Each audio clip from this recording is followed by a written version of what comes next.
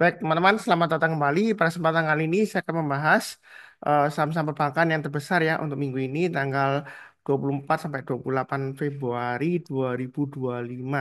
Jadi seperti biasanya saya akan sharekan dulu untuk grafiknya atau chartnya.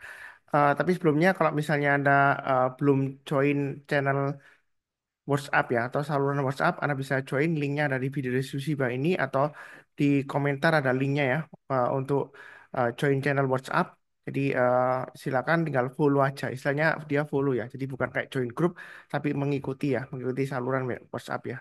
Kalau lebih seperti itu pengumumannya. Kemudian saya akan bacakan langsung untuk yang pertama adalah untuk BCA atau Bank Sentral Asia ya. Jadi kalau kita perhatikan BCA ini sebenarnya dia masih sideways di bawah. Jadi sebelumnya trennya dia adalah downtrend, tahu dari mana MA20-nya mengarah ke bawah dan harganya untuk BBCA masih di bawahnya MA20-nya. Nah, saat ini memang dia sedang berada di area sekitar 9.000. Nah, kemarin di grup saya ada yang tanya ya hari Jumat ya, apakah sudah saatnya untuk buy untuk BBCA? Saya jawab sih belum. Kenapa? Karena kalau kita perhatikan memang ini memang kelihatannya dia lumayan kuat di 9.000 Pak Sunar. Kalau kita buy sekarang kan lumayan nanti bisa naik lagi ke 9325 paling nggak ya di resisten terdekatnya atau ke 10.000 misalnya agak jauh di sini ya emang 200-nya. Nah, sebenarnya sih nggak salah juga, tetapi saya itu adalah trend following. Jadi saya follow the trend. Selama uptrendnya masih belum terkonfirmasi, sebaiknya kita tunggu aja atau wait and see aja. Nah, kalau mau buy, ini tetap ikutin yang saya sudah pernah saya kotain sebelumnya. Anda bisa tunggu di area 9325 atau paling cepat di 9175 ketika dia sudah mulai memotong EMA 20-nya dari bawah ke atas. Ya kalau kita perhatikan kan harganya masih di bawahnya EMA 20-nya, ya kan? Dan EMA 20-nya masih mengarah ke bawah, apalagi EMA 20-nya masih di bawahnya EMA 200-nya, ya. Jadi intinya jangan pendeknya, jangka menengah, dan jangka panjangnya untuk BCA ini masih cenderung bearish atau downtrend ya. Secara teknikal seperti itu. Nah, kalau yang mau buy on weakness gara-gara ini di area sekitar supportnya atau support psikologisnya mulai dari awal tahun 2024 sebenarnya sih boleh-boleh aja ya seperti itu. Apalagi kalau saya sering sebutkan sebelumnya BCA ini salah satu saham yang misalnya kalau kita nyangkut di harga tertingginya ya kan mulai dari 9.400 ya sebelumnya waktu saya bilang ya. Anda tunggu paling nggak 1 atau 2 tahun Anda bisa jual paling nggak BEP ya. Jual di harga yang modal, tapi kalau lewat dengan masa pembagian dividen, Anda masih hold ya, Anda dapat dividennya lumayan, paling nggak cuma dividennya. Nah, itu sejauh ini ya. Kedepannya kita nggak akan pernah tahu. Ya, saya selalu mengatakan seperti itu. Karena di saham itu semuanya berubah. Ya, nggak selalu tetap semua bagus terus nggak ya. Contohnya gampangnya saya kasih satu saham ya Unilever. Saham Unilever dulu itu istilahnya sebagai godfathernya dari ISG. Dia seringkali dibuat untuk promosi bahwa investasi di saham jangka panjang itu luar biasa karena kenaikan saham Unilever itu luar biasa besar ya kenaikannya sebelumnya ya. Tetapi ketika masa kejayaannya sudah berakhir, sekarang harga sahamnya sudah turun terus dan turun terus ya. Nah, kenapa turun ya? Karena kan fundamentalnya turun, Pak Sunari. Ya, memang benar. Nah, disitulah poin saya. Apa yang dulunya fundamentalnya bagus ya, banyak diburu orang, belum tentu ke depannya akan terus fundamentalnya bagus atau terus diburu orang, belum tentu. Ya ada yang bilang, oh karena Unilever itu mahal. Sebenarnya nggak juga, karena sebelumnya itu dia ketika PBV-nya masih sekitar 10 kali, itu orang banyak bilang mahal, tetapi ternyata masih bisa mahal lagi kan, sampai 33 kali kalau salah maksimumnya. Puncaknya kejayaannya ya 33 kali dari price book value-nya ya, 33 kali lipatnya. Gitu. Ternyata dia masih bisa naik terus ya seperti itu. Nah kalau dibilang BCA ini paling mahal di antara perbankan yang lainnya, ya memang yang penting kan eh, di saham itu profit dari saham itu ada dua ya. Yang pertama capital gain di mana selisih harga beli dengan harga jual kita. Kemudian yang kedua adalah dari dividen ya. Entah itu dividen tunai atau dividen saham ya. Kebanyakan sih dividen tunai ya. Nah, seperti itu ya. Nah, kalau kita perhatikan memang itulah kenyataannya ya seperti itu ya. Jadi kadang-kadang orang terakhir ada masih tanya ke saya ya, Pak Sunar, di saham itu enaknya invest atau trading ya seperti itu. Nah kalau saya sih jawabnya sih tergantung masing-masing tujuan kamu seperti apa ya seperti itu. Kalau misalnya untuk jangka panjang, memang nggak semua saham jangka panjang bagus ya seperti itu. Ya. Tetap kita harus pantau paling tidak seminggu sekali kita lihat portfolio kita seperti apa. Kalau misalnya Anda mau konsultasi portfolio juga bisa tinggal kontak saya ya. Nah, seperti itu ya di Telegram grup ya. Nyatakan ya NYATAKN seperti itu ya. Jadi seperti itu. Nah, untuk BBCA ini lebih baik tunggu aja naik ke atas 9175 atau naik ke atas 9325 kita baru sampai. Memang sebelumnya ada ekor panjang ke atas ya seperti itu. Tapi bukan berarti kalau dia naik dia pasti turun lagi, belum tentu kali ini ya. Jadi kita ikutin aja, baiknya bertapa aja, jangan terlalu takut, jangan terlalu agresif. Kalau yang sudah punya jangan lupa pasang stop lossnya di 8825 karena swing low sebelumnya di 8825. Kalau dia turun di bawah 8825 ini turunnya bisa jauh. Bisa sampai kalau kita perhatikan sebelumnya bisa sampai 8.600 atau bahkan bisa sampai 8.250 ya seperti itu ya. Nah, kalau bicara mengenai wah sahamnya bagus kenapa cut loss Pak Sunar ya. Memang sebelumnya ada komentar yang nyindir saya. Sebenarnya kalau beda pendapat dengan saya sih nggak masalah. Tapi kalau sudah eh, sifatnya komennya itu attack personal ya biasanya saya langsung hapus aja. Saya nggak mau tampilkan juga, nggak mau berdebat masalah-masalah panjang-panjang ya langsung blok aja komennya ya seperti itu. Kalau mau berdebat sih boleh aja. Saya sih open minded ya seperti itu. Tapi kalau cenderung merendahkan saya, ya Anda tahu sendiri lah, orang seperti itu sudah nggak perlu dianggap lah, apalagi komentarnya ditampilkan nggak perlu ya. Ya, seperti itu ya. Nah, kalau misalnya saham bagus Pak Sunar, kita nggak perlu cut loss. Ya, Anda lihat aja ini dari atas. Ketika dia ke angka 10.400 ya kan saya sudah gambarkan garis-garisnya ada supportnya 10.200 kalau turun Anda nggak kurangi posisi apalagi saya sering sebutkan MA20 sebagai acuan kita ya kalau sudah mulai mengarah ke bawah harga sahamnya sudah di bawahnya MA20-nya itu kita lebih baik kurangi posisi ya atau cut loss dulu. Ya memang dia sempat naik tapi kan MA20-nya masih mengarah ke bawah berarti masih risiko ternyata benar kan dia masih turun lagi ya seperti itu ya kan sayang kita kan bisa jual aja misalnya di 10.000 kita cut loss kita bisa buyback sekarang di 9.000 atau 9175 ya seperti itu ya kalau mau ya seperti itu ya jadi kita dapat istilahnya tanda petik cashback ya karena saya poin pertama yang saya sebutkan cuan di saham kan capital gain. Capital gain dari selisih harga beli dan harga jual jadi kalau dibalik juga kalau kita jualnya di 10.400 atau 10.000 lah kita kan bisa buyback di harga lebih rendah lagi kalau misalnya memang fundamentalnya bagus kita bisa buyback ketika trennya sudah mulai berbalik arah lagi ke atas. Tapi kalau trennya masih ke bawah ya jangan dulu. Ya seperti itu ya. Sama kayak katanya Peter Lynch. Peter Lynch mengatakan wait for everything to get better ya. Itu bahasa Inggrisnya. Ya artinya kita tunggu keadaan sudah mulai membaik. Ya. Kadang-kadang ada investor yang bilang, oh buy saham itu ketika turun-turun seperti Peter Lynch. Dia bilang, "Eh, murah ya seperti itu. Padahal Peter Lynch di videonya saya sudah pernah sebutkan di edukasi saya, dia mengatakan kalau misalnya kita mulai buy entry di saham ya marketnya kita lihat dulu kalau marketnya masih belum istilahnya belum stabil atau belum membaik ya kita jangan masuk dulu. Ya kita tunggu aja kalau semuanya sudah mulai membaik kita berusaha entry. Itu kata Peter Lynch ya. Saya ada bukti screenshotnya yang di yang mana saya sudah tampilkan di edukasi saya ya seperti itu ya. Kalau lebih seperti itu cukup. Berikutnya untuk Bank Mandiri. Bank Mandiri memang kalau kita perhatikan ini masih strong downtrend, belum saatnya untuk buy. Kalau untuk Bank Mandiri memang buy-nya agak ke atas ya. Saya tunggu kalau dia berhasil naik ke atas 5.600. Kenapa? Karena kalau kita lihat dari pattern eh, double top gede ini ya, itu neckline-nya kurang lebih sekitar area 5.600 atau 5550. Tapi garis saya sebelumnya di 5.600. Jadi intinya Bank Mandiri ini selama dia masih di bawahnya 5.600 dia masih resiko. Ya mungkin ada yang bilang, Pak Sunar nggak beli sekarang aja. Nanti kan kalau naik lumayan dapat 10%. Kenapa tunggu di atas?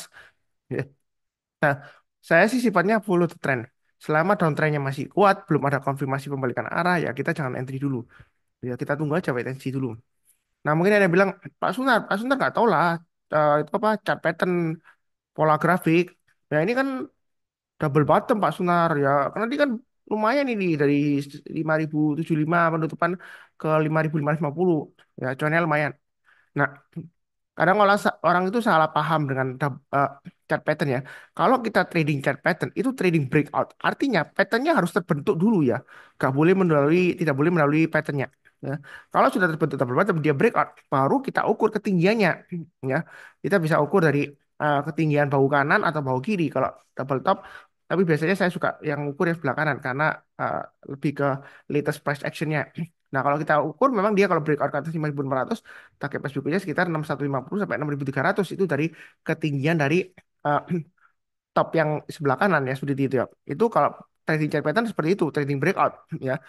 Breakout dalam berarti bukan ke atas ya. Breakout itu bisa melewati garis istilahnya. Jadi kalau patternnya reversal seperti misalnya ini kan double bottom, tapi misalnya double top ya kita tunggu kalau misalnya dia turun di bawahnya dari neckline-nya 5.600 ya kita jual atau kita short kalau misalnya boleh open posisi short ya seperti itu ya.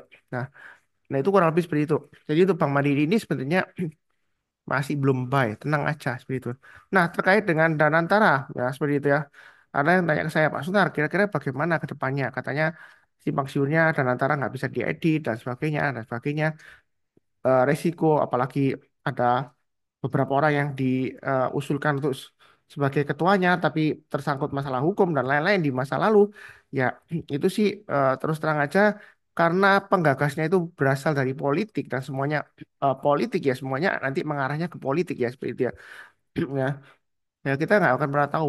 Nah, yang pasti mungkin ke depannya, eh, jadi em, sejauh ini kan apa namanya, keuntungan atau dividennya dari Bank Mandiri, nah, itu kan nggak semuanya dibagikan untuk pemegang saham ya. Seperti itu ya. Jadi ada sebagian yang memang digunakan untuk memperkuat dari perusahaannya. Nah, dan antara nanti kalau dibentuk, nah, untuk BUMN yang laba, ya, itu diharapkan akan membantu yang BUMN yang lagi sakit atau butuh dana. Ya, seperti itu. Mungkin didapatkan dari dividennya. Ya, seperti itu. Jadi secara nggak langsung nanti ke depannya memang secara nggak langsung memang secara fundamental sentimennya negatif ya terhadap bank perbankan BUMN. Ya, ya, dari Bank Mandiri, BNI, BBRI, ya, seperti itu. Kenapa saya bilang seperti itu? Karena em, ya Anda tahu sendiri lah, ya, dividennya yang biasanya diperbuat untuk internal, memperkuat posisi keuangan dari perusahaan, dibuat untuk membantu BUMN lain yang sakit, ya seperti itu ya. Ya, ya memang sih eh, bagus juga seperti itu, tapi cumanya dari segi investor, Bank Mandiri terus terang aja saya sih kalau dari segi investor sih saya nggak suka seperti itu. Ya mungkin kalau secara fundamental masih oke bagus, tapi kalau perlakuannya nanti ke depannya seperti itu ya mungkin akan menghambat pertumbuhan dari eh, grafiknya Bank Mandiri ya, arahnya seperti itu ya. Ya akan susah untuk eh, menembus all time high lagi, paling stagnan di area tertentu gitu ya, nggak kemana-mana. Ya, seperti itu. Nah, ya itu insight saya sih, efeknya lebih ke sana sih, ke dividennya nanti ya. Jadi biasanya digunakan untuk memperkuat posisi keuangan ya, tiba-tiba digunakan untuk subsidi silang ya, BUMN lainnya yang sakit atau yang perlu duit dibantu dan lain-lain ya. Nanti akhirnya ya tahu sendiri lah, karena sebagai investor saya bukan investor di BUMN yang sakit, kok ngapain kok ikut-ikutan bantu ya seperti itu ya. Eh, Karena gimana pun juga kita itu beda dengan negara di eh, negara yang lainnya lah, negara yang paham komunis misalnya. Ya, maka prinsipnya kan saling membantu ya, common prosperity ya seperti itu. Ya kita kan beda ya kalau dari segi pemegang saham ya seperti itu ya. Ya itulah kurang lebih seperti itu. Cukup berikutnya Bang, BNI ini masih downtrend juga, walaupun emang 20-nya cenderung sideways. Nah, kalau masih di bawahnya 4.400, lebih baik kurangi posisi atau jangan buy dulu. Nanti kalau sudah mulai masuk ke atas 4.400 ke atas, kita berusaha buy, tapi buy-nya bertahap aja. Resistennya sekitar 4.750 ya. Kalau setelah 4.400 dia naik ke atas 4.750, kita berusaha tambah lagi atau average up. Kalau mau tambah lagi di tengah-tengahnya ya tambah di 4.400. Kalau sekarang sih masih belum buy, dia masih testing lagi low-nya yang di sini. Karena low yang sebelumnya di sini lower low daripada sebelumnya. Jadi ini masih belum aman. Sideways di bawah tapi masih belum aman. Ya untuk BBNI ya, kurang lebih cukup. Bukunya BBRI juga masih sideways. Ini masih testing area supportnya sekitar 3.800. Masih risiko. Nah 3.800 ini kalau turun ya dia akan testing lagi support berikutnya di 3.600 atau bahkan jauh di bawahnya ya. Bisa saja ke 3.500 atau 2.700. Semua kemungkinan bisa. Ya. Apakah bisa balik lagi di zaman COVID? Ya bisa aja kalau sentimennya terus masih negatif ya. Memang net sell asing sudah mulai meredah di BBRI ya. Sempat naik, tapi karena Danantara dan lain-lain ya, yang tadi saya sebutkan di awal ya, akhirnya nanti susah untuk all time high lagi untuk BBRI. Nah, jadi Anda yang sudah punya mengharapkan, wah saya tunggu aja BBRI Pak Sunar. Biasanya 2 tahun atau 3 tahun lah paling lama dia new all time high lagi. Yaitu sebelum adanya Danantara. Kalau misalnya Danantara memang benar, labanya dari BBRI digunakan untuk membantu BUMN lainnya yang sakit, bukan untuk memperkuat dari postur keuangan bank sendiri, bank BBRI, ya sebagai investor ya terus terang aja, kalau saya pribadi sih nggak rela ya seperti itu ya. Bukan dari segi nasionalisme dan lain-lain, beda ya. Seperti itu ya. Kita harus bedakan antara nasionalisme dan dari segi penanaman modal atau investor dari saham tersebut. Ya, kurang lebih seperti itu cukup. Berikutnya BNGA masih servis di bawah. Nah ini area buy ini saya sebutkan sebelumnya 1790. Nah ini ada area supportnya di bawah 1650. Kalau mau buy sekarang memang tanggung ya karena dia di tengah-tengahnya antara 1650 sampai 1790.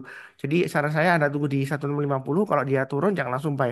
Tunggu menjelang penutupan atau besok paginya kalau dia berhasil rebound memantul ke atas kita perusahaan buy. Kalau dia berhasil naik lagi ke atas 1705 kita tambah lagi ya average up. Ya, karena di sini nanggung, sekalian tunggu breakout ke atas 1790 kita barusan buy ya. Jadi atau mau buy sekarang berdasarkan EMA 20-nya katanya Pak Suntar kan ini sudah di atas EMA 20-nya boleh buy, tapi EMA 20-nya masih mengarah ke bawah. Walaupun ngarahnya ini nggak terlalu tajam turun tapi masih mengarah ke bawah. Ya, jadi jangan terlalu agresif, bertahap aja. Kalau naik kita tambah lagi the average up ya. Kalau lebih seperti itu cukup. Berikutnya BRIS ya. EMA 20-nya mengarah ke atas, ini harganya masih terus ke atas. Nah, ini berbeda ya. Kalau BRI asing jualan, kalau BRIS asing mulai net buy. Ya, karena sentimennya memang yang syariah ini lebih bagus ya, seperti itu ya. Jadi memang syariah ini lain beda dengan yang lainnya ya. Karena kalau konsep Danantara dia sepertinya nggak akan tersedot labanya dari eh, BRIS karena prinsip syariah itu beda ya dengan bank konvensional. Harusnya sih laba dari bank BRI syariah ini tidak akan digunakan seperti yang eh, lainnya BBRI, BMRI atau BBNI ya yang untuk subsidi atau memberikan bantuan kepada BUMN yang sakit karena prinsip syariahnya itu berbeda ya seperti itu ya. Harusnya nggak boleh ya, harusnya secara prinsipnya atau secara istilahnya akadnya seperti itu ya kalau setahu saya seperti itu. Tapi ya, ya kita nggak tahu lah apa yang akan terjadi karena itu juga milik pemerintah ya. Ya harapan saya sih ini sebenarnya tuh BRIS masih bagus ya. Kalau mau buy boleh atau tunggu buy omnibus di 2680 ya. Kalau mau tunggu agak murah turun jangan langsung buy tunggu rebound mantul ke atas atau yang paling dekat di 2870 ya. Kalau lebih cukup berikutnya untuk Arto Bank Digital memang ini masih resiko MA20-nya mengarah ke bawah. Saya bahas karena minggu lalu kalau nggak salah hari Senin ada yang tanya ke saya apakah sudah saatnya buy. Saya bilang masih belum ya. Walaupun ini ada hijau tebel ya karena MA20-nya masih mengarah ke bawah, harga sahamnya masih di bawah MA20-nya. Jadi ini masih belum buy. Kalau mau buy untuk Arto lebih baik tunggu aja kalau naik ke atas 2220 ya atau naik ke atas MA20-nya 2100-an lebih ya. Kalau kita lihat di sini high-nya tanggal 10 Februari 2025 di 2140 ya maka kita tunggu aja di 2140. Kalau dia berhasil naik ke atas 2140 kita barusan buy. Kalau sekarang sih masih belum ya. Budayakan jangan terpancing oleh saham-saham yang lagi downtrend terus kita buy murah ya seperti itu ya. Ya. Sebenarnya sih gampang aja logikanya.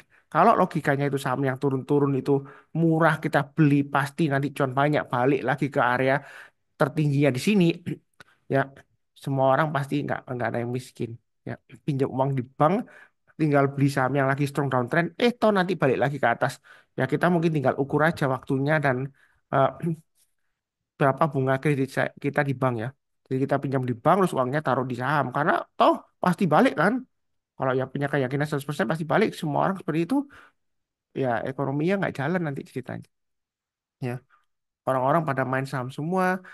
Ya, saya bilangnya main karena apa? Karena dia nggak ada pemahaman mengenai tren ya, fundamental ya seperti itu. Kalau lebih cukup, berikutnya BNLI naik terus. Memang sebelumnya nggak pernah saya bahas karena saya lihat waktu dia naik-naik dia sideways itu volumenya masih berkurang ya. Volumenya masih sedikit, walaupun terakhir memang meroket lagi volumenya naik tinggi. Nah ini kenapa saya bahas kalau yang mau buy high sell higher untuk BNLI ini sebenarnya masih ada peluang. Kalau kita lihat high-nya terakhir kan di angka sebentar 2130 ya. Jadi ini kalau dia berhasil breakout lagi ke atas 2130, target price berikutnya untuk BNLI adalah sekitar area 3000-an. Jadi itu resistennya dari BNLI. Ya, apakah naik ada aksi korporasi apa? Saya nggak tahu ya seperti itu ya. Memang dia sebelumnya sudah dimasukkan ke eh, indeks Primbank ya, Primbank 10 ya, masuk ke paling terakhir diri. Tapi ini kenaikannya luar biasa. Cuman saya eh, istilahnya kasih tahu hati-hati aja karena dia kalau naik tinggi dia dibantingnya cepet ya 1 2 hari dia bantingnya turun dan baliknya agak lama ya memang ini dia balik lagi ke arah sebelumnya uh, swing hanya di sini bahkan higher high nah tapi kedepannya belum pasti seperti itu ya.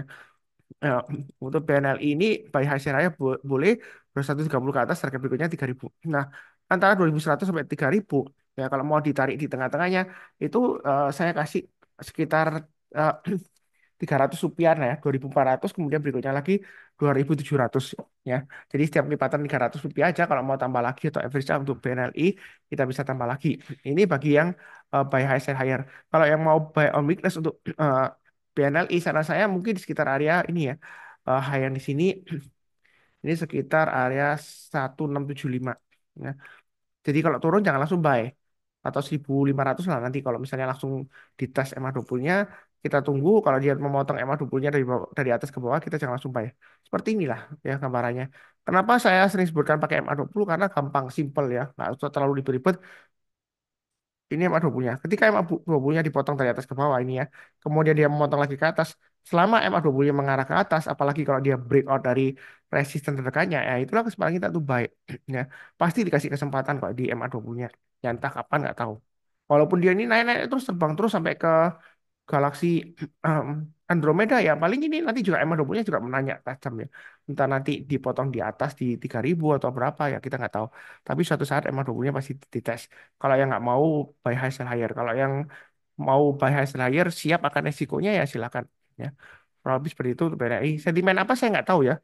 Em, Kalau yang tahu sentimennya mungkin tulis di kolom komentar ya. Saya terus terang aja nggak fokus ke BNLI ya, seperti itu ya. Kalau habis seperti itu cukup.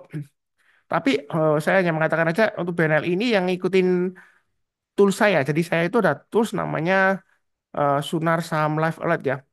Jadi kalau Anda em, ngikutinya, ya, untuk screenshotnya atau demonya ada di video deskripsi bawah ini ya, Live Alert ya. Jadi Live Alert itu sebentar saya sharekan ya. Tools Telegram ya, paling aplikasi Telegram bentuknya private channel yang mana dia akan mengirimkan alert untuk saham-saham yang potensial untuk buy ya. Jadi kita nggak perlu liatin terus marketnya ya. Seperti contohnya BNLI, eh, ini sudah ada mulai dari eh, kalau kita lihat ini awal-awal sudah mulai dari awal Februari sudah ada dari 1340 ke atas sudah ada alertnya BNLI. Kemudian kalau dia naik lagi eh, average up ini sudah dikasih alertnya. Jadi yang ngikutin alert ini harusnya sih untuk yang ngikutin BNLI harusnya cuannya lumayan ya seperti itu ya untuk BNLI. Nah mungkin pertanyaannya Pak Sunar, live wallet itu berbayar atau enggaknya? Terus saya aja berbayar tapi bayarnya nggak mahal kok ya. Kalau dihitung per harinya itu nggak sampai 5.000 rupiah kok biayanya ya. Kalau satu tahun 365 hari per harinya nggak sampai 5.000 rupiah. Ya. Nah, kenapa bayar? Karena ada pemeliharaan servernya, kemudian maintenance-nya seperti itu ya, datanya, kemudian event listener-nya. Kalau ini kan real time, jadi Anda bisa cek jamnya ya. Ini nggak bisa berubah jamnya ya. Jadi kalau sudah ada stemnya gini, eh, saya nggak bisa rubah-rubah. Jadi em, memang kadang-kadang ada slip ya seperti ini ya. Tapi itu jarang lah ya. Tapi banyak kan ini eh, sudah mulai eh, istilahnya bagus lah ya, sudah real time gitu ya. Jadi nggak cuma BNRI, ada beberapa saham lagi ya. Nah mungkin ada yang bilang em, kira-kira winning rasionya berapa gitu ya. Ya karena dia sifatnya itu follow the trend. Ya, tergantung marketnya juga. Kalau marketnya lagi bullish ya, winning rasionya bisa di atas 90%. Ya, kalau marketnya lagi eh, panas dingin ya, mungkin winning rasionya sekitar 50 sampai 55%. Kalau marketnya jelek banget ya, winning rasionya mungkin sekitar 25 sampai 35%. Ya wajar lah seperti itu karena trend following ya, seperti itu ya. Jadi dia follow the trend. Ya, bukan follow harga sahamnya naik langsung kasih alert, enggak ya seperti itu. Beda. Karena sebelumnya ada yang tanya saya, maksudnya harus saham live alert itu apakah berarti saham naik dia langsung kasih alert? Ya enggak lah. Nah, seperti itu. Dia akan menganalisa dulu berdasarkan algoritma yang sudah saya buat. Kalau sudah saatnya untuk buy ya, dia akan mengirimkan alertnya. Ya, seperti itu ya. Jadi itu yang berlangganan silakan balik lagi ke topik sahamnya. Tadi terakhir BNLI ya. Jadi ini sudah saya bahas. Berikutnya NISP. NISP eh, ini sebenarnya sudah 8 saham cukup lah ya. Jadi nggak saya bahas lagi. NSP sampai sisa bis ya di 1310 sampai 1365. Jadi 8 saham aja cukup. Jangan lupa untuk nonton video yang lainnya yang punya WhatsApp, yang mau follow channel Sunar Saham Profit ya. Sebenarnya Sunar Saham Indonesia ya untuk WhatsApp channelnya. Silakan follow linknya dari video deskripsi bawah ini ya. Tinggal ikutin aja. Seperti biasanya, izinkan saya mendoakan semuanya selalu sehat, damai, dan sejahtera selalu. Amin. Terima kasih banyak. Sekian, tetap semangat.